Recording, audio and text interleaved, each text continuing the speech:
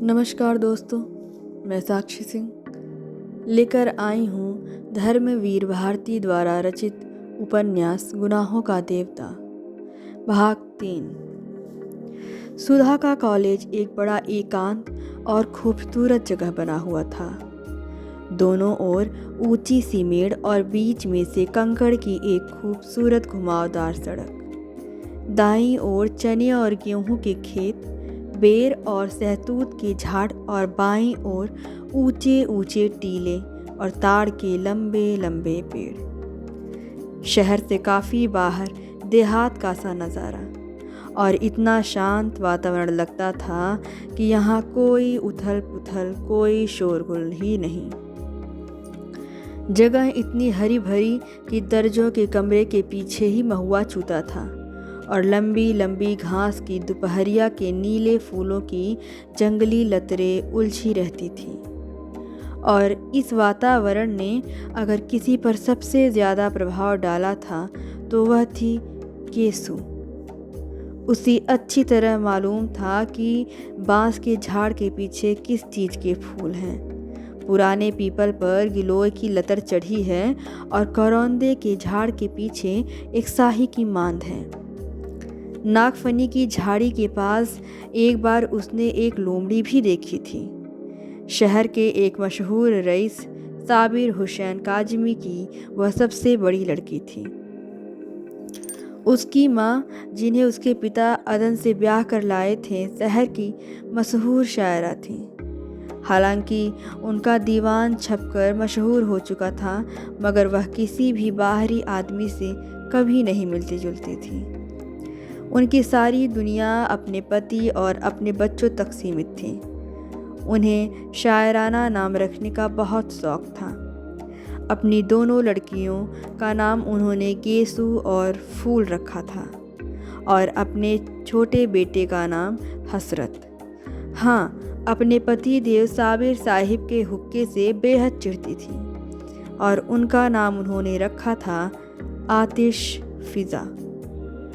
घास, फूल, लतर और शायरी का शौक गेसु ने अपनी माँ से विरासत में पाया था।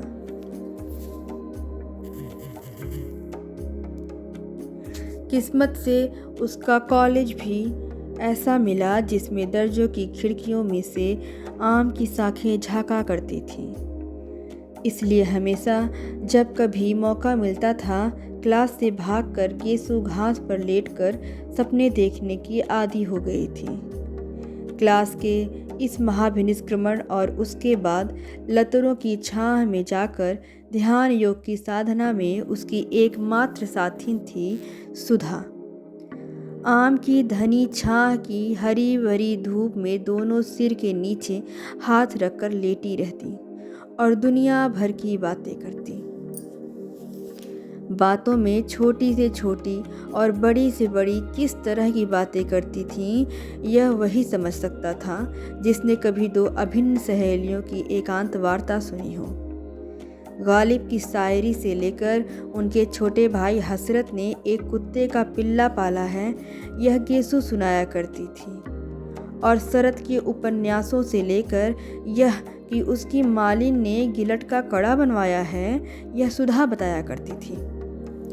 दोनों अपने अपने मन की बातें एक दूसरे को बता डालती थी और जितना भावुक, प्यारा, अनजान और सुकुमार दोनों का मन था, उतनी ही भावुक और सुकुमार दोनों की बातें। हाँ, भावुक, सुकुमार दोनों ही थी, लेकिन दोनों में एक अंतर था। गेसु शायर होते हुए भी इस दुनिया की थी और सुधा शायर न होते हुए भी काल्पना लोक की थी। गेसु अगर झाड़ियों में से कुछ फूल चुनती तो उन्हें सूंघती, उन्हें अपनी चोटी में सजाती और उन पर चंद शेर कहने के बाद उन्हें माला में पिरोकर अपनी कलाई में लपेट लेती। सुधा लतरों के बीच में सिर रखकर लेट जाती और निर्निमेष पलकों से फूलों को देखती रहती और आंखों से न जाने क्या पीकर उन्हीं को उन्हीं की डाली पर फूलता हुआ छोड़ देती। गेसु हर चीज़ का उचित इस्तेमाल जानती थी। किसी भी चीज़ को पसंद करने या प्यार करने के बाद अब उसका क्या उपयोग है, क्रियात्मक यथार्थ जीवन में उसका क्या स्थान है, यह गेसु खूब समझती थी। लेकिन सुधा किसी भी फूल के जादू में बंध जाना चाहती थी, उसी की कल्पना में डूब जाना चाहती थी, लेकिन उसके बाद सुधा को कुछ नहीं मालूम था। गेसु की कल्पना और भावुक सूक्ष्मता शायरी में व्यक्त हो जाती थी, अतः उसकी जिंदगी में भी काफ़ी व्यवहारिकता और यथार्थ था। लेकिन सुधा जो शायरी लिख नहीं सकती थी, अपने स्वभाव और गठन में खुद ही एक मासूम शायरी बन गई थी। वह भी पिछले 2 सालों में तो सचमुच इतनी गंभीर, सुकुमार और भावनामयी बन गई थी कि लगता था कि सुर के गीतों से उसके व्यक्तित्व के रेशे बुन गए हैं। लड़कियां गेसु और सुधा के इस स्वभाव और उनकी अभिन्नता से वाकिफ थीं, और इसलिए जब आज सुधा की मोटर आकर सायवान में रुकी तो उसमें से सुधा और गेसु हाथ में फाइल लिए उतरी तो कामिनी ने हंसकर प्रभा से कहा, लो, चंदा सूरज की जोड़ी आ गई। सुधा ने सुन लिया, मुस्कुराकर गेसु की ओर देखा, फिर कामिनी और प्रभा देखकर हंस पड़ी। सुधा बहुत कम बोलती थी, लेकिन उसकी हंसी ने उसे खुशमिजाज साबित कर रखा था और वह सभी की प्यारी थी। प्रभा ने आकर सुधा के गले में बाँह डालकर कहा, गेसु बानो, थोड़ी देर के लिए सुधा रानी को हमें दे दो, जरा कल के नोट्स उतारने हैं इनसे पूछकर। गेसु हंसकर बोली, उसके पापा से तय कर ले, फिर तू जिंदगी भर सुधा को पाल पोस, मुझे क्या करना है।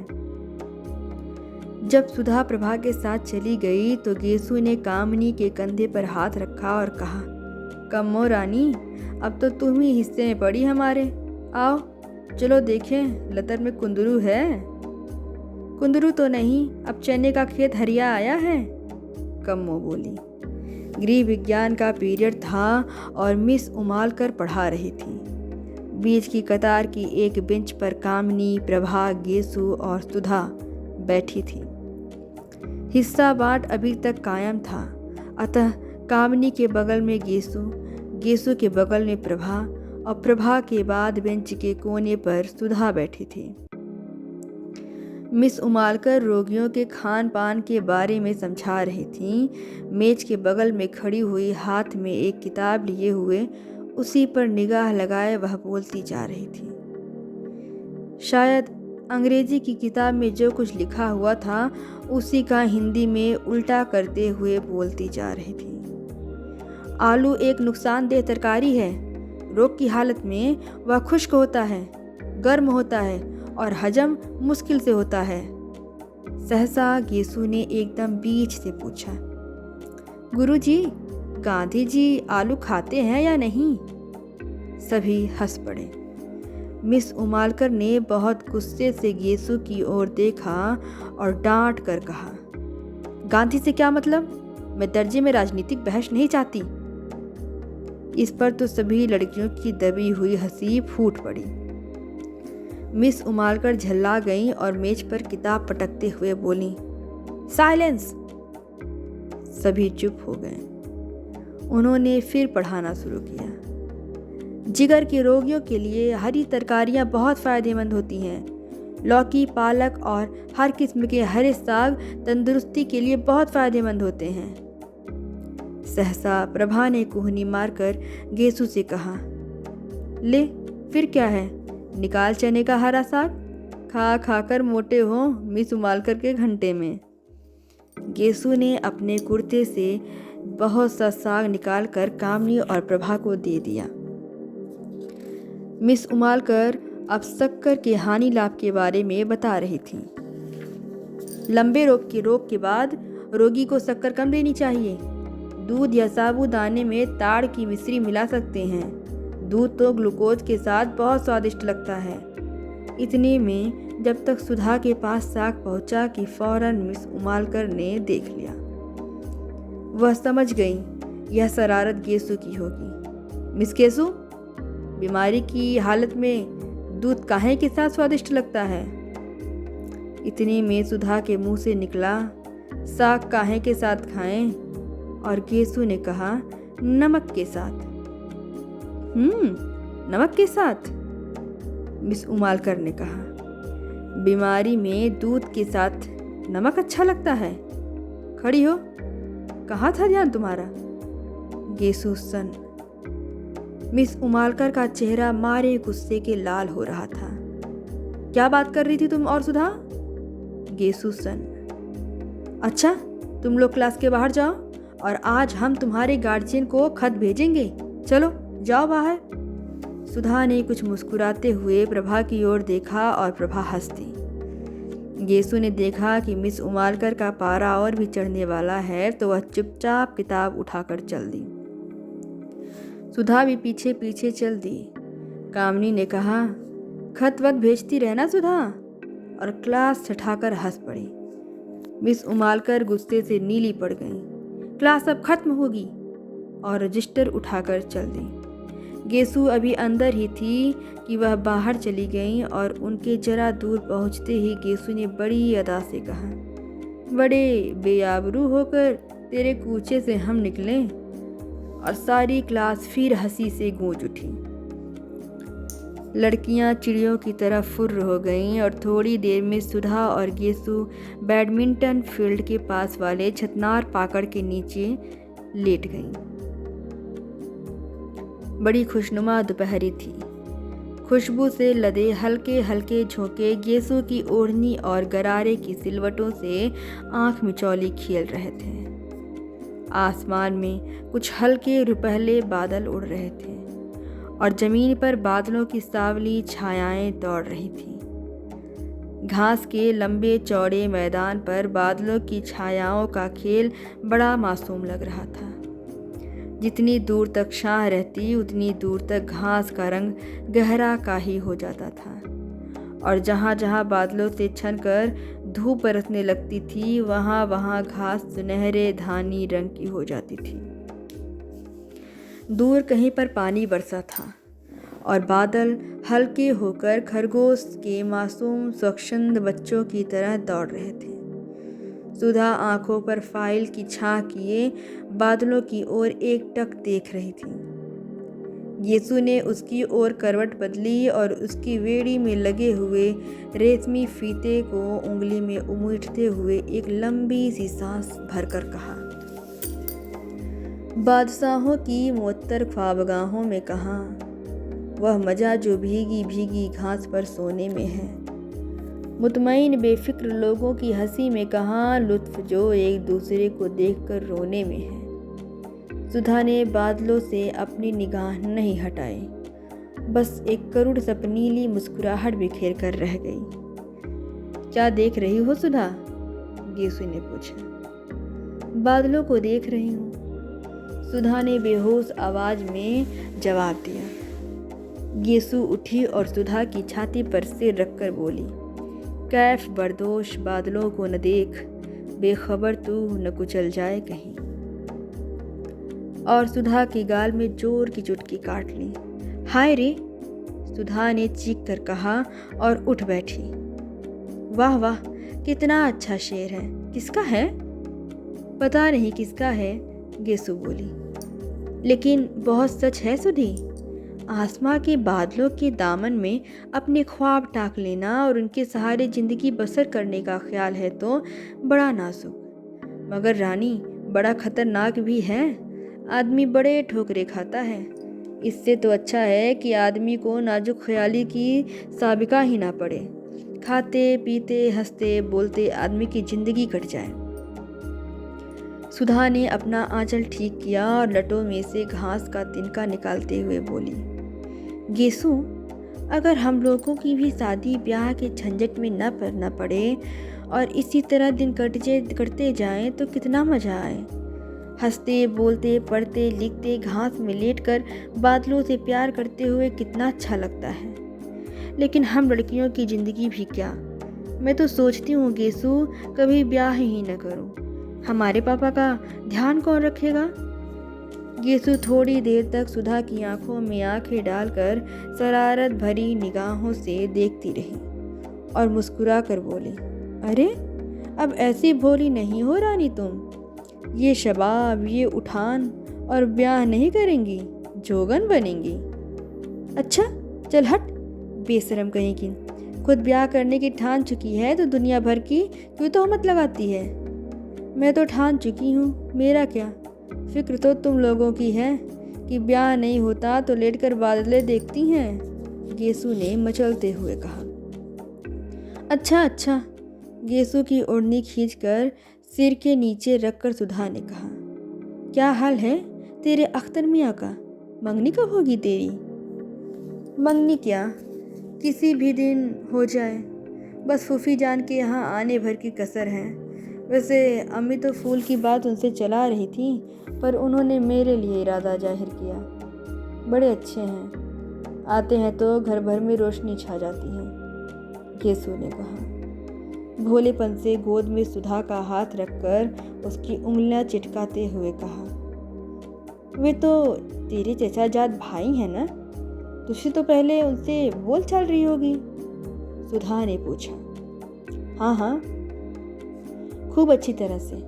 मौलवी साहब हम लोगों को साथ साथ पढ़ाते थे और जब हम दोनों सबक भूल जाते थे तो एक दूसरे का कान पकड़कर साथ साथ उठते बैठते थे, गेसु कुछ छेपते हुए बोली।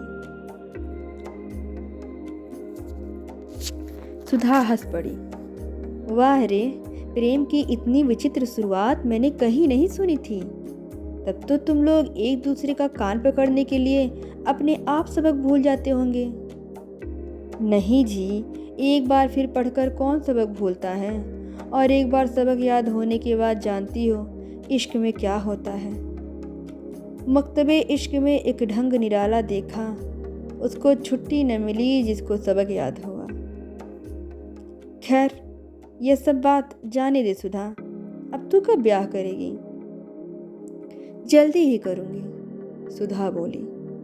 किससे। तुझसे। और दोनों खिलखिलाकर हंस पड़ी।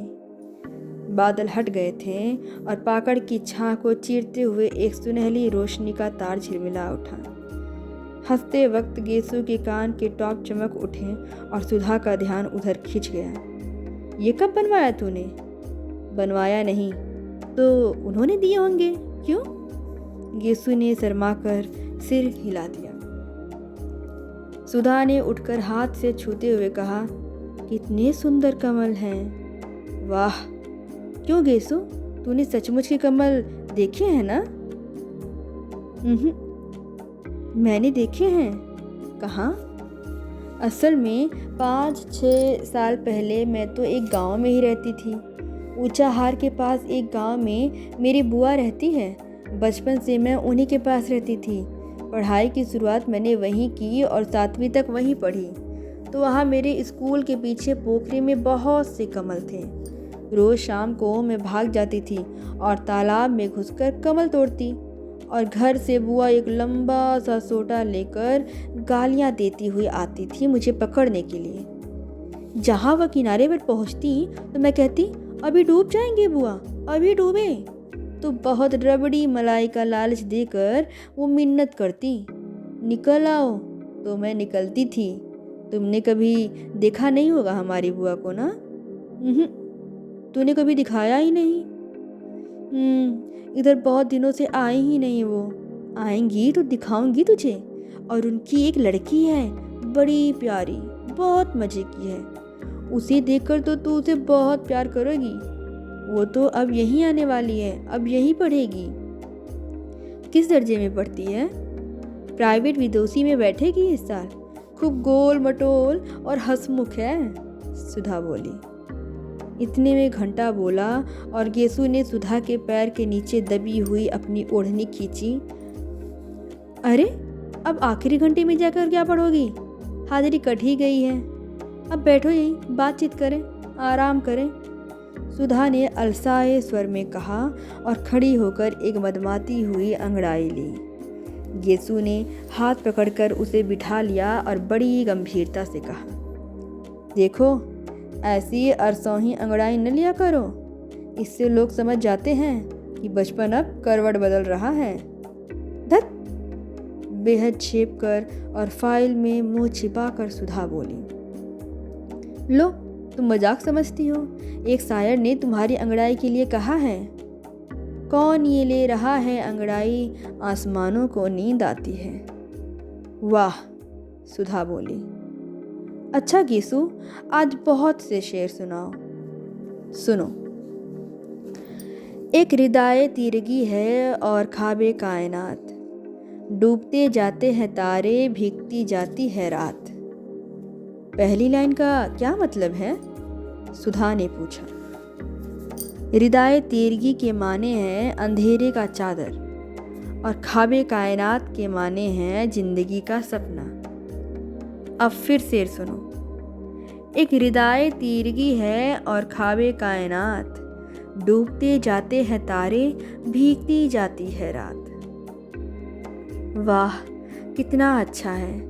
अंधकार की चादर है, जीवन का स्वप्न है, तारे डूबते जाते हैं और रात भीगती जाती है। गीसू, उर्दू की शायरी बहुत अच्छी है ना?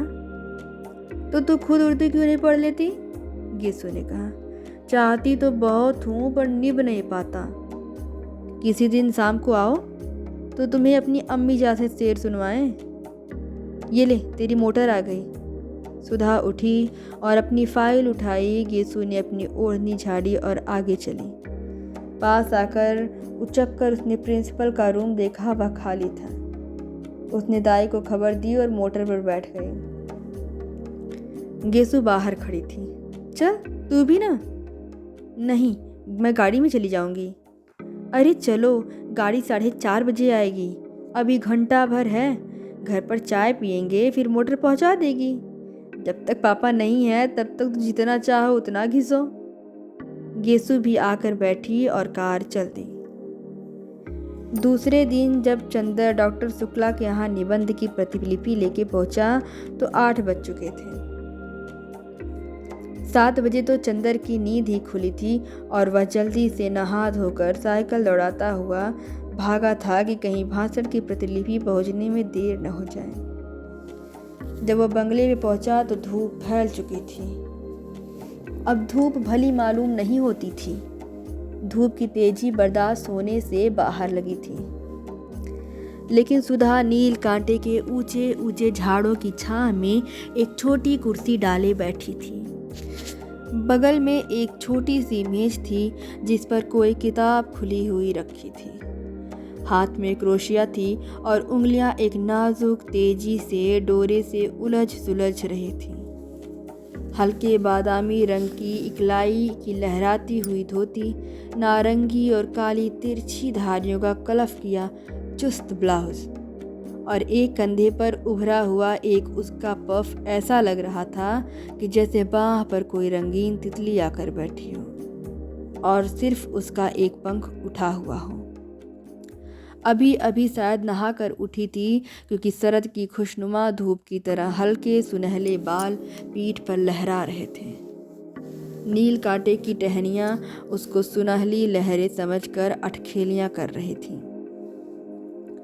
चंदर की साइकिल अब अंदर दिख पड़ी तो सुधा ने उधर देखा, लेकिन कुछ भी न कहकर फिर अपनी क्रोशिया बुनने में लग गई। चंदर सीधा पोर्टिको में गया और अपनी साइकिल रखकर भीतर चला गया। स्टडी रूम में, बैठक में, सोने के कमरे में कहीं भी डॉक्टर शुक्ला नजर नहीं आए। हार कर वह बाहर आया तो देखा मोटर अभी गैरेज में है। तो वे कहाँ जा सकते हैं? और सुधा को तो देखिए क्या अकड़ी हुई है आज, जैसे चंदर को जानती ही नहीं। चंदर सुधा के पास गया। सुधा का मुंह और भी लटक गया। डॉक्टर साहब कहाँ हैं? चंदर ने पूछा। हमें क्या मालूम? सुधा ने क्रोशिया पर से बिना निगाह उठाए जवाब दे दिया। तो किसे मालूम होगा? चंदर ने डांटते हुए कहा। हर वक्त मजाक हमें अच्छा नहीं लगता। काम की बात का उसी तरह से जवाब देना चाहिए। उनके निबंध की लिपि देनी है या नहीं? हाँ हाँ देनी है, तो मैं क्या करूँ? नहा रहे होंगे। अभी कोई ये तो है नहीं कि तुम निबंध की लिपि लाए हो तो कोई नहाए धोए ना। बस सुबह से बैठा रहे कि अब निबंध आ रहा है, अब आ रहा है। सुधा ने मुंह बनाकर आंखें नचाते हुए कहा। तो सीधे क्यों नहीं कहती कि नहा रहे हैं? चंदर ने गुस्से से हंसकर कहा। चंदर की हंसी पर तो सुधा का मिजाज और भी बिगड़ गया और अपनी क्रोसिया उठाकर और किताब बगल में दबाकर उठकर अंदर चल दी। उसके उठते ही चंदर आराम से कुर्सी पर बैठ गया और मेज पर टांग फैलाकर बोला, आज मुझे बहुत गुस्सा चढ़ा है, खबरदार कोई बोलना मत। सुधा जाते जाते मुड़कर खड़ी हो गई। हमने कह दिया चंदर एक बार कि हमें ये सब बातें अच्छी नहीं लगती, जब देखो तुम चिढ़ाते रहते हो, सुधा ने गुस्से में कहा। नहीं चिढ़ाएंगे तो पूजा करेंगे, तुम अपने मौके पर छोड़ देती हो, चंदर ने उसी लापरवाही से कहा। सुधा गई नहीं, वहीं घास पर बैठ गई और किताबें खोलकर पढ़ने लगी। जब 5 मिनट तक वह कुछ नहीं बोली तो चंदर ने सोचा आज बात कुछ गंभीर है। सुधा, उसने बड़े दुलार से पुकारा। सुधा। सुधा ने कुछ नहीं कहा मगर 2 बड़े बड़े आंसू टप से नीचे किताब पर गिर गए। अरे क्या बात है सुधा, नहीं बताओगी? कुछ नहीं। बता दो, तुम्हें हमारी कसम है। कल शाम को तुम आए नहीं, सुधा रोनी आवाज में बोली। बस इस बात पर इतनी नाराज हो? पागल। हाँ, इस बात पर इतनी नाराज हो। तुम आओ चाहे 1000 बार ना आओ, इस पर हम क्यों नाराज होंगे? बड़े कहीं के आए, नहीं आएंगे तो जैसे हमारा घर बार नहीं है। अपने को जाने क्या समझ लिया है? सुधा ने चिढ़कर जवाब दिया। अरे तो तुम ही कह रही थी भाई, चंदर ने हंसकर कहा। तो बात भी पूरी सुनो। शाम को यीशु का नौकर आया था, उसके छोटे भाई हसरत की सालगिरह थी। सुबह कुरान खानी होने वाली थी और उसकी माँ ने बुलाया था। तो गई क्यों नहीं? गई क्यों नहीं, किससे पूछकर जाती? आप तो इस वक्त आ रहे हैं जब सब खत्म हो गया, सुधा बोली। तो पापा से पूछ के चली जाती, चंदर ने समझा कर कहा। और फिर यीशु के यहाँ तो अक्सर जाती हो तुम। तो आज तो डांस भी करने के लिए कहा था उसने। फिर बाद में तुम कहते, सुधा तुम्हें ये नहीं करना चाहिए, तुम्हें वो नहीं करना चाहिए, लड़कियों को ऐसा रहना चाहिए, वैसा रहना चाहिए, और बैठ के उपदेश पिलाते और नाराज होते। बिना तुमसे पूछे हम कहीं सिनेमा, पिकनिक, जलसों में गए हैं कभी? और फिर आंसू टपक पड़े। पगली कहीं की, इतनी सी बात पे रोना क्या? किसी के हाथ कुछ उपहार भेज दो और फिर किसी मौके पर चली जाना। हाँ चली जाना। तुम्हें क्या लगता है यीशु को कितना बुरा लगा होगा? सुधा ने बिगड़ते हुए कहा। इम्तहान आ रहा है, फिर कब जाएंगे? कब है इम्तहान तुम्हारा? चाहे जब हो। मुझे पढ़ाने के लिए कहा किसी से? अरे भूल गए। अच्छा आज देखो कहेंगे। कहेंगे नहीं, आज दोपहर को आप बुला लाइए, वरना हम सब किताबों में आग लगा देंगे, समझे कि नहीं? अच्छा आज दोपहर को बुला लाएंगे, ठीक? अच्छा याद आया, बिसरिया से कहूँगा तुम्हें पढ़ाने के लिए, उसे पैसे की ज़रूरत भी है। चंदर ने छुटकारे का कोई रास्ता न पाकर कहा। आज दोपहर को जरूर से, सुधा ने फिर आंखें नचाकर कहा। लो पापा आ गए नहाकर, जाओ। चंदर उठा और चल दिया। सुधा उठी और अंदर चली गई। डॉक्टर शुक्ला हल्के सांवले रंग के जरा स्थूल काय से थे। बहुत गंभीर अध्ययन और अध्यापन और उस उम्र के साथ साथ ही उनकी नम्रता और भी बढ़ती जा रही थी। लेकिन वो लोगों से मिलते जुलते कम थे। व्यक्तिगत दोस्ती उनकी किसी से नहीं थी, लेकिन उत्तर भारत के प्रमुख विद्वान होने के नाते कॉन्फ्रेंसों में, मौखिक परीक्षाओं में, सरकारी कमेटियों में वे बराबर बुलाए जाते थे और इसमें प्रमुख दिलचस्पी से हिस्सा लेते थे। ऐसी जगहों में चंदर अक्सर उनका प्रमुख सहायक रहता था और इसी नाते चंदर भी बड़े बड़े प्रांतों के लोगों से परिचित हो गया था और वह जब एमए पास हुआ था तब से फाइनेंस विभाग में उसे कई बार ऊंचे ऊंचे पदों का ऑफर आ चुका था, लेकिन डॉक्टर शुक्ला ऐसे खिलाफ थे। वे चाहते थे कि पहले वह रिसर्च पूरी कर ले, संभव हो तो विदेश हुआ है, तब तो चाहे जो कुछ काम करें। अपने व्यक्तिगत जीवन में डॉक्टर शुक्ला अंतर्विरोधक के व्यक्तित्व थे। पार्टी मुसलमानों और ईसाइयों के साथ खाने में उन्हें कोई ऐतराज़ नहीं था, लेकिन कच्चा माल के वे चौके में साधु और कच्चा खाना में वे चौक पे बैठकर रेशमी धोती पहनकर खाते थे। सरकार को उन्होंने सलाह दी कि साधु और सन्यासियों को ज़बरदस्ती काम में लगाया जाए और मंदिर की जायदाद सब जब्त कर ली जाए, लेकिन सुबह घंटे भर तक पूजा जरूर करते थे। पूजा पाठ, खान पान, जात पात के पक्के हामी, लेकिन व्यक्तिगत जीवन में कभी यह नहीं जाना कि उनका शिष्य कौन सा ब्राह्मण है, कौन बनिया, कौन क्षत्रिय और कौन कायस्थ। नहाकर वे आ रहे थे और दुर्गा सप्तशती का कोई श्लोक सुना रहे थे। कपूर को देखा तो रुक गए और बोले, हेलो, हो गया वह टाइप? जी हाँ। कहाँ से कराया? मिस डिक्रूज़ के यहाँ। अच्छा, वो लड़की है? बहुत अच्छी है। अब तो बड़ी हो गई होगी। अभी शादी नहीं हुई? मैंने तो सोचा वह मिले या ना मिले। नहीं, वो यही है। शादी हुई फिर तलाक हो गया। अरे, तो अकेले रहती है? नहीं, अपने भाई के साथ है, बर्टी। अच्छा, और बर्टी की पत्नी अच्छी तरह है? वो मर गई। राम राम, तो सारा घर ही बदल गया होगा। पापा पूजा के लिए सब बिछा दिया है? सदा सुधा बोली। अच्छा बेटी, अच्छा चंदर, मैं पूजा कर आऊँ जल्दी से। तुम चाय पी चुके हैं? जी हाँ। अच्छा, तो मेरी मेज पर एक चार्ट है, उसको ज़रा ठीक कर दो, तब तक तो मैं अभी आया।